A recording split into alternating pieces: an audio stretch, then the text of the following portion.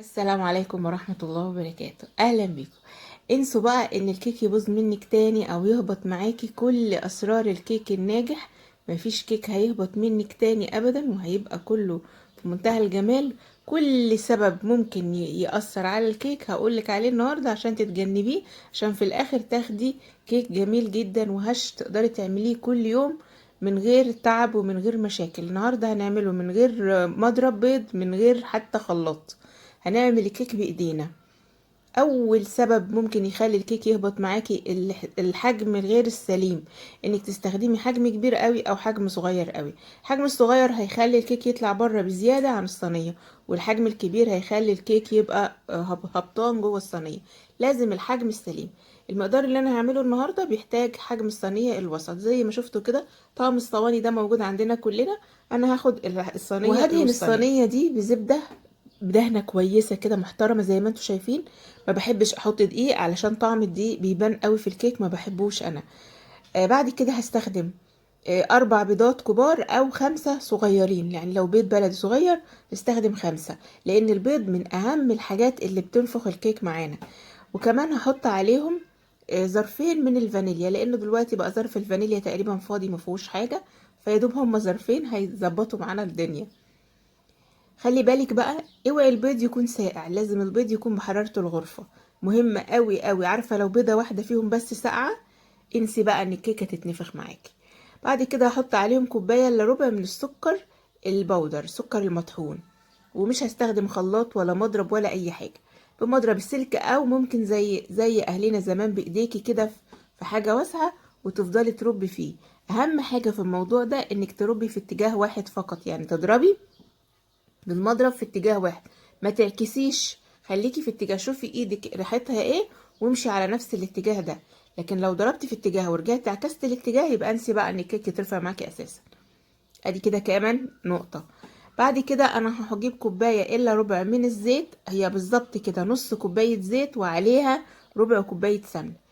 لو الزيت سخن او السمنة سخنة، انسي برضو ان الكيك يترفع معاكي، هيتعجن منك وبرضو هيهبط معاكي. لازم الزيت او السمنة دي احنا سيحناها، سمنة بلدي سيحتها. حطيت 3 معالق كبار وعلى نص كوباية من الزيت. لازم لون الزيت يكون نضيف. طبعا انا استخدمت زيت زيتون، انت لو هتستخدمي اي نوع زيت تاني يكون لونه نضيف ابيض. لو عايزة زيت زيتون برضو مفيش مشكلة، يبقى احسن طبعا. آه، انا ميهمنيش اللون قد ما يهمني ان هو يكون زيت صحي، لان انا بتعب من الزيت اللي هو الصناعي ده. فهتحطي الزيت والسمنة في نفس درجة حرارة الغرفة. برضو نفس الحكاية، كوباية كبيرة من عصير هنزل عليهم كده زي ما احنا شايفين. يعني انا نزلت بالزيت واحدة واحدة وقعدت اضرب. تمام. هنزل بقى بكوباية من عصير البرتقال. لو مش عايزة عصير برتقال ممكن تبدليها بكوباية من الحليب، وبرضو الحليب يكون دافي يدوب كده زي دمعة العين، يعني نفس درجة حرارة الغرفة، برضو ما يبقاش سخن ابدا. وهنزل بقى كمان بشر البرتقال ده. انا بحب قوي كيكة البرتقال، بحط فيها بشر برتقال بزيادة. ممكن تحطي نص المقدار اللي انا حطيته، يعني تحطي معلقة واحدة بس من بشر البرتقال. اي مكون من المكونات اللي انت هتحطيه درجة حرارته زايدة او قلة هيضر معاكي الكيك. بعد كده الخطوة دي بقى مهمة جدا، هي نخيل الدقيق. الدقيق ده انا نخلاه مرتين زي ما بقولك كده، انا نخلته مرتين. المرة التالتة بقى هحط عليه بيكنج باودر. كيس، او انا عندي كيسين مفتوحين كل كيس في نصه، فانا هحط النصين. حوالي معلقة كبيرة قوي مليانة من البيكنج باودر. مهم جدا المقدار ده. طب مقدار الدقيق عندي قد ايه؟ كوبايتين ونص من الدقيق العادي جدا اللي من عند العطار السايب. وهبدأ ان انا انخله كده، دي تالت مرة انخل فيها الدقيق. وهرجع احط الدقيق على خليط السوائل اللي احنا عملناه لرابع مرة هنخل فيها الدقيق. يعني كل ما هتنخلي دقيق اكتر كل ما يطلع الكيك معاكي هش ورائع جدا. اي حاجة هتحطيها درجة حرارتها ساقعة بزيادة او سخنة بزيادة، تأكدي ان الكيك هيهبط معاكي، وكمان هيعجن من جوه.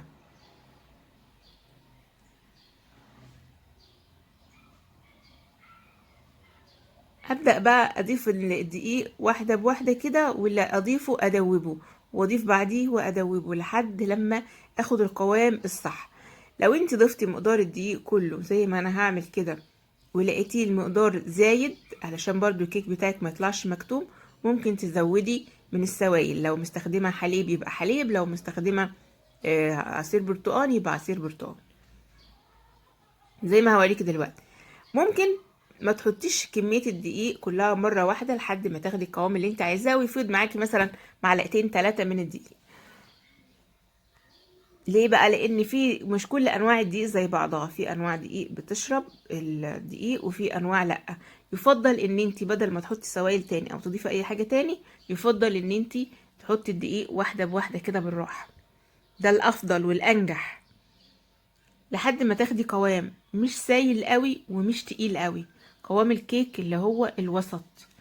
الكيك بيكون قوامه وسط. انا ما كانش المفروض احط كل الكميه دي كلها، كنت حطيت نصها واستنى اشوف وهكذا، لكن بما اني انا حطيتها كلها فده برضو من الاخطاء اللي يجب تتجنبيها. وفي خطأ كمان انا عملته، ان انا حطيت الزبده كانت سخنه شويه، فبرضو مش صح ده ابدا. لازم كل حاجه تكون معاكي بنفس درجة حرارة الغرفة. اي حاجة من دول هتعمل صدمة للكيك، هتلاقي الكيك هبط منك والكيك كمان ما بقاش هش. احنا عشان خدمناه قوي وعملنا فيه كل الصح، فربنا كرمنا فيه وطلعت مظبوطة. الكيك ما فيهوش اي مشكلة غير اللي انا بقولك عليه ده، درجات الحرارة، اختلاف درجات الحرارة. مكونات درجات حرارتها كلها تكون واحدة، طلعيهم كلهم حطيهم جنب بعض قبل ما تشتغلي بساعتين 3 4 لحد ما ياخدوا درجة حرارة المكان. دي اهم حاجة واهم خطوة. كمان نختار مقاس مناسب للكمية اللي هنعملها. شايفة طلع تقيل معايا خالص، ما كانش المفروض حطيت الدقيق ده كله. فانا عملت ايه بقى؟ عصرت نص برتقانة، نص برتقانة كده، وشلت منها البذرة طبعا وعصرتها كأنها ليمونة كده. ولازم ادوب بقى ده كله في تاني. ده برضو من الاخطاء اللي ممكن تعمليها، ان ما ينفعش تضيفي حاجات تاني. المفروض كانت الدقيق حطيناه بالراحة. كل الكلام اللي انا قلته ده هو سر الكيك الحقيقي. السر الحقيقي لان الكيك يكون ناجح معاكي، ان الكيك يكون ما فيهوش غلطة، كل الحاجات اللي انا قلتها لك دي. بعد كده بقى احنا هندوب الكيك كويس لحد ما ياخد القوام بتاعه، وهنجيب الصينيه ونحط فيه. من قبل ما ابدا في الخطوه دي، اضافه الدقيق، خطوه اضافه الدقيق، بروح اشغل الفرن بتاعي على درجه حراره 180، واسيبه على بال ما اخلص كل الحاجات دي الباقي، يعني على بال ما اضيف الدقيق، يعني حوالي دقيقتين 3، لان انا الفرن بتاعي بيسخن بسرعه قوي. بعد كده هبدا ان انا اضيف الكيك زي ما احنا شايفين كده. هحطه في الفرن في الرف الوسطاني على درجة حرارة 180، يعني وسط اعلى من الوسط ببسيط. لو انت ما عندكيش تايمر يعني بتاع ده تعرفي منه الحرارة. نخبط الصينية كويس قوي كده. شايفة الصينية تقريبا المفروض يكون التلتين، يعني تعتبر دي كمان واسعة شوية، يعني كان ممكن تبقى ضيقة شوية صغيرة، برضو مش الصغيرة لكن كويس. المفروض ان الكيك يكون التلت والتلتين يكون في فراغ في الصينية. تمام. هحطها بقى في الفرن في الرف الوسطاني لمدة 35 دقيقة. ما تفتحيش عليها قبل ما يمر 35 دقيقة. بعد كده تفتحي، حسيتيها ان هي استوت، تطفي عليها وتسيبيها جوه الفرن، ما تطلعيهاش من الفرن غير لما تبرد شوية. طلعتيها بسرعة هتلاقيها هبطت معاكي على طول، لان لما تبقى في سخن تطلع على البارد هتلاقيها هبطت منك. طبعا كل الاخطاء اللي انا عملتها لازم هتبان نتيجتها في الكيك. لو انت ما عملتيش ولا خطأ من الاخطاء دول تطلع معاكي ممتازة. شايفة برضو هوريكي برغم كل الاخطاء ما شاء الله برضو حلوة جدا جدا، احسن من ان هي تبوظ معاكي يعني. انا حبيت اقدم لك الفيديو زي ما هو، بكل ما فيه، علشان تبقي عارفة انه اي خطأ بسيط قوي هيأثر معاكي قوي قوي في الكيك. بس ما شاء الله والله الكيكة هشة جدا جدا. انا السكينة بمشيها كده بسهولة بتجري في الكيك، وبرضه ان شاء الله طالعة برضه كويسة لحد كبير مرتفعة. الخطأين اللي انا ارتكبتهم اللي هو الزبدة كانت سخنة، اللي قولي معايا تاني، الدقيق حطيته مرة واحدة. الدقيق المفروض بتحطيه بالراحة كده لحد لما تتأكدي ان هو اداك القوام المظبوط وتوقفي. مش لازم، مش معنى ان انا اقول كوبايتين ونص يعني كوبايتين ونص بالظبط.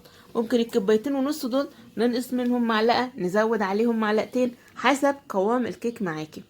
قوام الكيك بيبقى متوسط، ولا هو تقيل ولا هو ايه خفيف. تمام. يعني البان كيك هو اللي القوام بتاعه يكون خفيف، لكن الكيك نفسه بيبقى القوام بتاعه وسط. ده كل ما يتعلق بنجاح الكيك. ان شاء الله جربيه وهيطلع معاكي كيك ناجح جدا جدا، وهتبقي استاذة في عمايل الكيك بعد كده. متنسوش بقى تعملوا لايك للفيديو وتشتركوا في القناة وتفعلوا زر الجرس عشان يوصلكم منا كل جديد. شكرا والسلام عليكم ورحمة الله وبركاته.